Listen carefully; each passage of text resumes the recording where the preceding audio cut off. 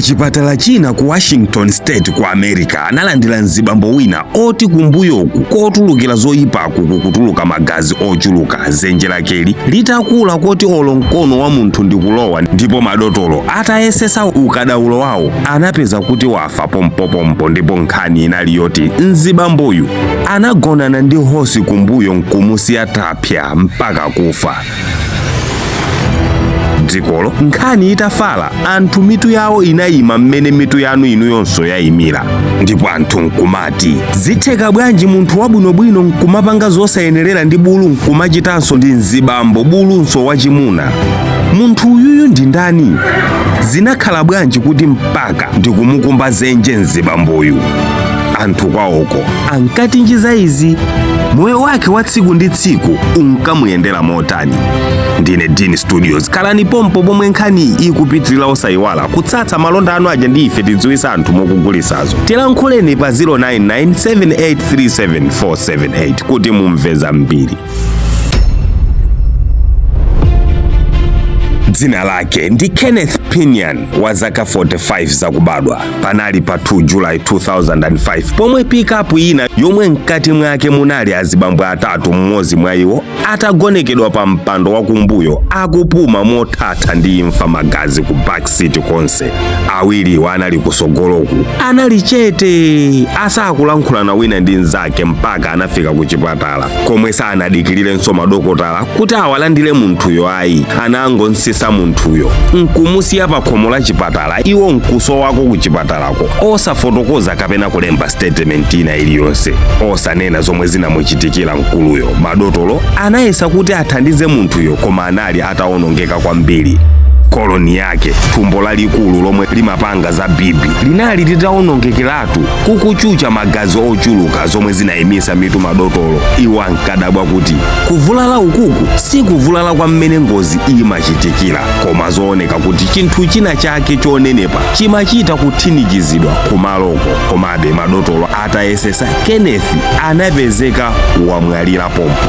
Kenneth tikumukamba apayu anali injiniya odziwika bwino kwawoko, ndalama anali nazo, koma iyeyu asanafika apapo pokhala injiniya ndi kuphedwa ndi bambo bulu chonchi, iyeyo pachiyambipo anabadwa zabwinobwino monga muja momwe tonse tibadwira nkumakula. Anaphunzira bwino, zonse za iye zinali zabwino, kukula ndi khalidwe labwino, ndipo anakwatira nkukhala ndi mwana. Apolisi anayamba kafukufuku wawo kuyamba kupanga cheki mma CCTV kamera akuchipatala kuja, komwe anaona nambala plate ya galimoto yomwe inafika kuzamutula Kenneth kuchipatala ija. Galimotoli linali la mzibambo wina James Michael ku famu ina ya dera la Washington. Polisi mosayembekezera analunjika kumenekoko. Famu imeneyi inali payokhayokha, ndipo apolisi atalowako anali odabwa mmalo mmene mumasungidwa abulu.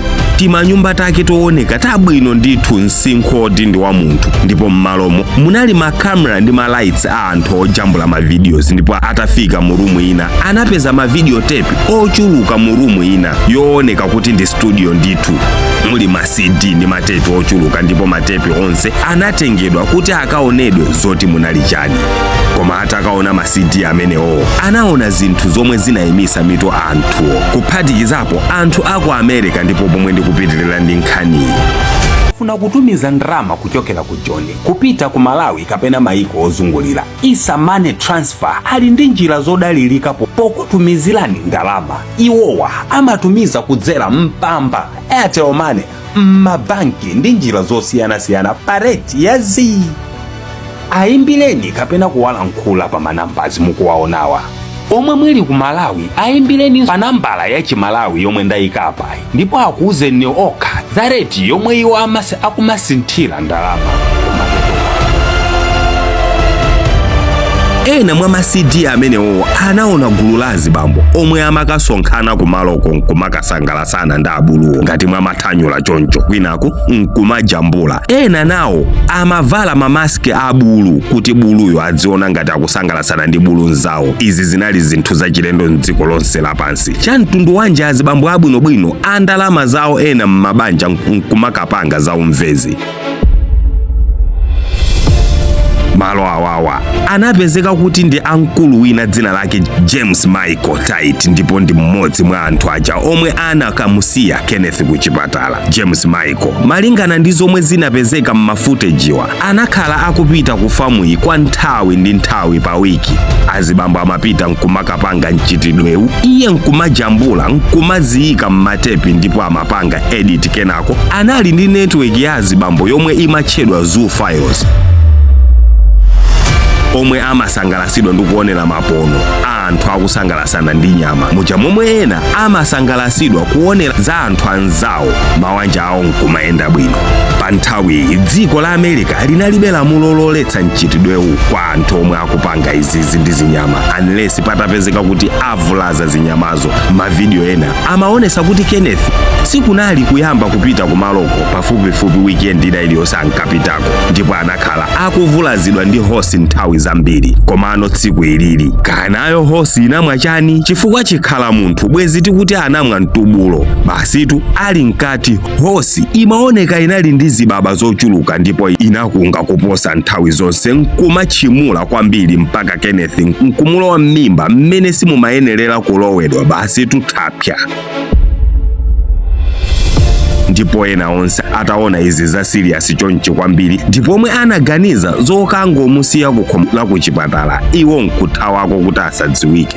Anthu ambiri anati Kenneth anali wabwinobwino poyambapo mpaka kufikira pomwe anagwa pa njinga ya moto ndi kusiya kukhala ndi zilakolako za nomo kuchipinda. Koma za abwinomo iye nkumayima. Iyeyu Kenneth atasecha online pa nthawi iyo ndipo omwe anapeza gulu limene lili lotchedwa Zoo Network nkujoyina, ndipo ankayendesa galimoto ulendo wa 100 kilometers kuti akafike ku famu imene iyi. Naye ankapita ndi makamera zake kuti azikajambula zoyipazi achipatala. Anati anthu awa onsewa ankachita khalidwe ilili anali ndi nthenda ya zachipatala yotchedwa heraferia. Iyi ndi nthenda yomwe munthu amamva bwino osati kwa munthu nzake koma zinyama ndi zinthu zina.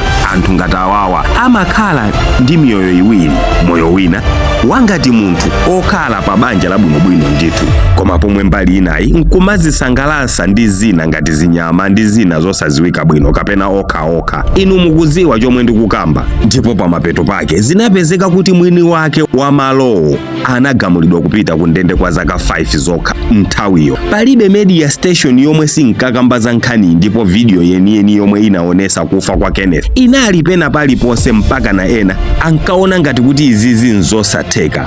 Ndipo ena anapezeka kuti anapanga filimu yotchedwa Mr. Hands yomwe mkati mwake anayikamo klipi iyi yokufa kwa Kenneth. Anthu ambiri sankakhulupirira za izi kuti cha mtundu wanji dziko losukusula ngati ilili la USA nkumapezeka anthu akuchita zosakhala za decent ngati izizi. Komabe ndi izizi anaona zikuchitikazi.